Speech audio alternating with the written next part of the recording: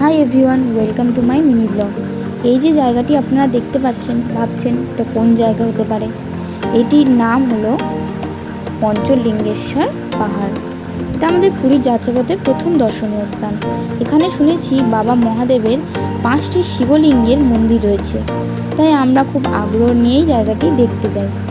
এবং এটি যেহেতু পাহাড়, তাই যথারীতি সিঁড়ি দিয়েই উঠতে হবে বাবার মন্দিরে, তাই আমরাও তাই করলাম।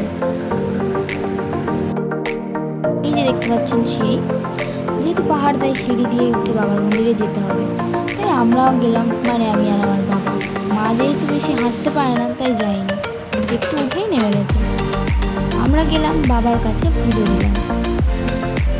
মানে আমি, আমার বাবা, আরেক বাবার কাছে, মানে বাবা মহাদেবের কাছে।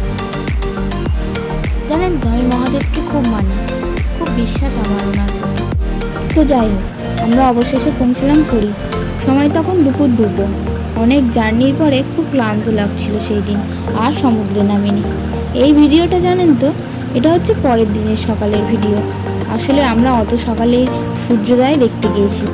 4 ভাই বোন কি সুন্দর সমুদ্রের পাড়ে খেলা করছে, এই দৃশ্যটা দেখতে পেয়েছি। এই দেখুন একটা জিনিস, এরা না মাছ সমুদ্র থেকে মাছ ধরে নিয়ে আসছে। একবার জানেন তো এই নৌকাটা উল্টেও গেছিলো, আবার ওরা নিজেদের সামলে নিজেরা উঠে এসেছে।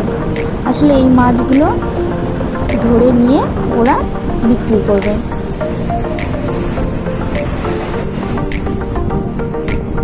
কিন্তু সেই দিন দেখা হয়নি, সূর্য মেঘে ঢাকা ছিল।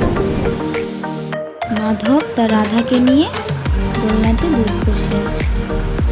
এই জায়গাটা না আমি ঠিক মনে করতে পারছি না, আপনারা কেউ জানলে কমেন্টে জানাবেন প্লিজ। আর একটা কথা, এইটা না আমার ইউটিউব চ্যানেলের ফার্স্ট মিনি ব্লগ। আপনারা বলবেন কেমন হয়েছে, আপনারা জানাবেন, ভালো লাগলে জানাবেন, খারাপ লাগলে জানাবেন, পাশে থাকবেন। ধন্যবাদ।